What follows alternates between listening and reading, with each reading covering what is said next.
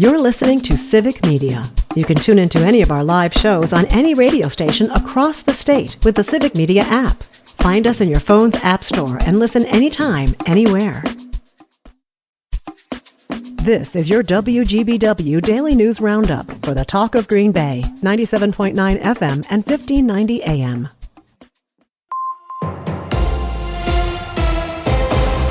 Civic Media News. I'm Terry Bell. Here's what Wisconsin needs to know. Republican presidential candidate Donald Trump campaigns in Wisconsin today. He speaks in Waunakee this afternoon and Milwaukee tonight. Republicans have been urging Trump to spend some time in Wisconsin's bluest counties. Democrat Kamala Harris stumps in the Fox Valley on Thursday. Voters in Wausau can use their absentee ballot drop box again. A replacement is in place after Mayor Doug Dinney removed the original one last week. The Marathon County DA says the Portage County Sheriff's Department is looking into whether Dinney broke the law. The people who declare the winners on election night say they plan to be fast, accurate, and transparent. Anna Johnson is Washington bureau chief for the Associated Press. She says her organization is in the business of declaring winners, not projecting them. The only way we declare races, so whether it's a presidential race or it's, state legislative races, is when we are absolutely certain that there is no way that the trailing candidate can overtake the leading candidate. Johnson speaking with WISN TV's Up Front. Quick Trip convenience stores will start installing electric vehicle chargers to what the company calls a strategic number of locations throughout the Midwest. Quick Trip isn't saying yet where or how many. The company promises there'll be some of the fastest chargers on the market and can power up as many as 4 vehicles per stand. A state grant program helps people with water contaminated by farm runoff pay for new wells. Tom Van Lowe lives in Marathon County. He says the program helped save him $12,000. We knew for years that we were drinking contaminated water, so it gave us a lot of peace of mind. County agents around Wisconsin say they'd like to see the program expanded so more people in need can be eligible. The Wisconsin Department of Natural Resources is trying again to change PFAS regulations for drinking water. Last week, the Natural Resources Board approved a request to start the process. Republican lawmakers blocked the DNR's last push for remediation steps. I'm Terry Bell, Civic Media News. Here's what you need to know closer to home. For WGBW News, I'm Lisa Hale. Brown County Executive Troy Streckenbach unveiled the proposed budget for 2025 Monday. He said this budget includes the lowest property tax rate for Brown County on record. A press release said the county rate will go down 24 cents from $3.04 to $2.80, making the 2025 budget levy $94.53 million, down about $46,000 from last year's budget. The Brown County Board of Supervisors holds its annual budget meeting on October 23rd. See our story at WGBW.FM for information. Kennedy Elementary in Green Bay was put on lockdown Monday at about 1 p.m. because of a community concern.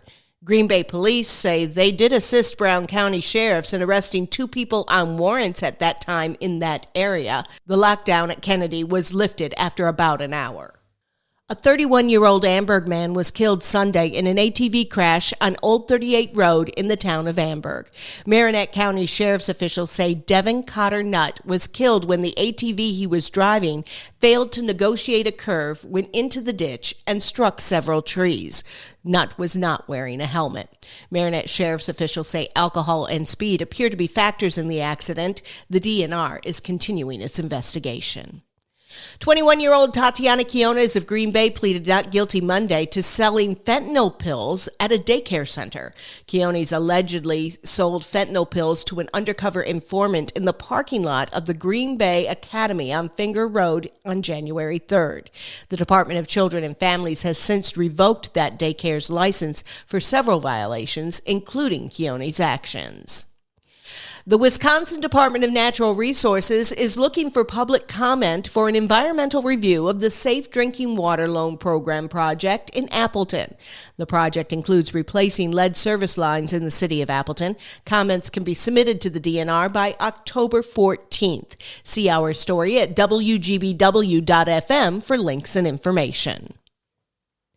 39-year-old Jesse Vang was the last person to see Elijah Vu alive, and he will have a status conference in court November 6th.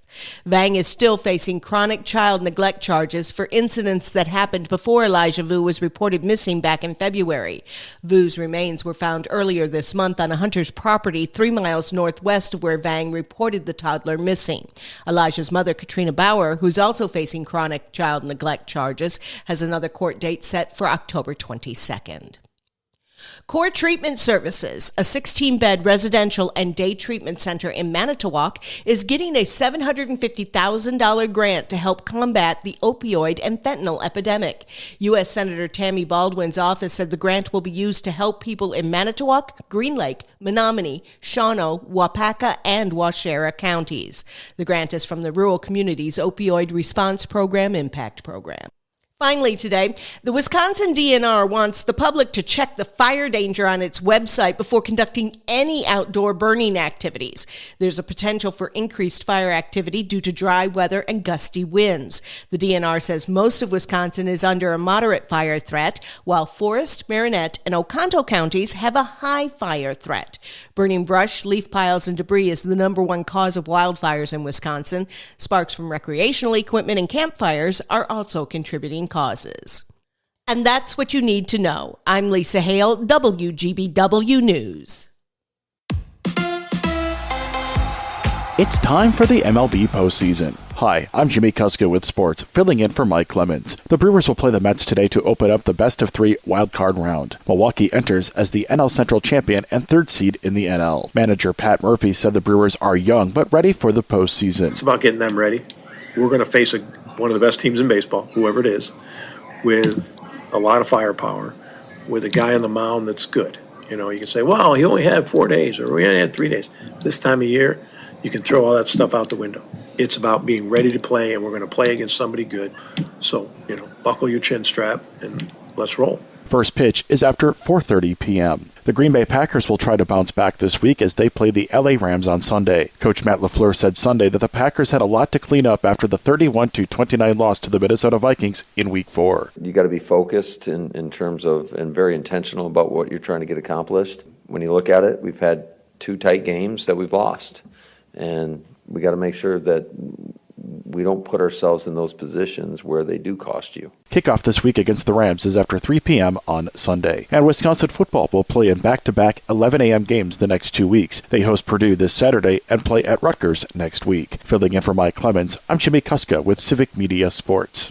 On your entertainment beat, I'm Pete Schwaba. Music legend Chris Christopherson passed away over the weekend at the age of 88. Christopherson is a 3-time Grammy and Golden Globe winner and was a respected actor as well. He was the star of the original A Star is Born in 1976, playing opposite Barbra Streisand. Chris Christopherson was also part of an all-star band called the Highwaymen with Willie Nelson, Johnny Cash, and Waylon Jennings. Christopherson received a Rhodes Scholarship in literature, but soon after joined the U.S. Army, where he achieved the rank of captain and flew helicopters. Chris Christopherson was a prolific activist advocating for farmers' rights, workers' rights, and immigrant rights. He famously supported Sinead O'Connor during a Bob Dylan tribute concert, shortly after she ripped up a picture of the Pope on Saturday Night Live in an effort to call attention to child abuse within the Catholic Church. Christopherson hugged her on stage and called her courageous. Christopherson died in Hawaii, surrounded by his family, but a cause of death was not given. He was a true American original. In Wow, Were We Ever Wrong news, many of the writers on Saturday Night Live did not think Will Ferrell was funny when he first joined the show. Ferrell recalls the early days in the new Netflix documentary Will and Harper, in which Ferrell and former Saturday Night Live writer Harper Steele take a cross-country road trip. Steele started on the show the same time Ferrell did and said the rest of the cast and writers thought Ferrell was a dud, but she just knew he wasn't. Will Ferrell got the last laugh as he went on to be an SNL favorite and star in movies like Elf and Anchorman. About every 10 years or so, Barry Williams shows up in the news and spills the tea about his fellow Brady Bunch cast members. A few years ago, he talked about his crush on his TV mom, Florence Henderson, and their innocent kiss. And now Williams is saying all the cast members hooked up. Williams, who played Greg Brady, says he hooked up with Marcia, the actors who played Peter and Jan dated, and even Bobby and Cindy dated. Relax, folks. They were step-siblings and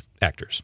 Well, if you're like me, you like your robots wild. And so do most people who went to the movies last weekend. The Wild Robot found itself atop the weekend box office, topping $36 million at the gate. The Wild Robot tells the story of Roz, which is short for something robotic. Roz ends up on a desert island and befriends a goose. A for originality, if nothing else. Coming in second in its fourth week of release was Beetlejuice, with over $16 million at the gate. Transformers 1, an animated prequel of the Transformers franchise, came in third place with $9 million. The Indian film Devara Part 1 sort of flew under the radar, but still came in fourth place, and the thriller Speak No Evil landed in fifth place with a little over $4 million. This week's box office dud was Francis Ford Coppola's passion project, Megalopolis, which managed just $4 million total on almost 2,000 screens. I think he's got enough street cred that his legacy will remain intact. For more showbiz fun, tune in to Nightlight with me, Pete Schwaba, weeknights from 6 to 8 p.m. on the Civic Media Radio Network.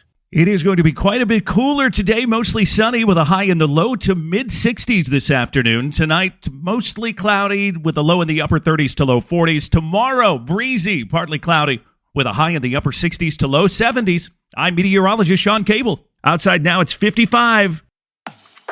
That's your WGBW Daily News Roundup from Civic Media. Subscribe to this podcast on Spotify, Apple, or wherever you find your podcasts. Find more news at WGBW.FM.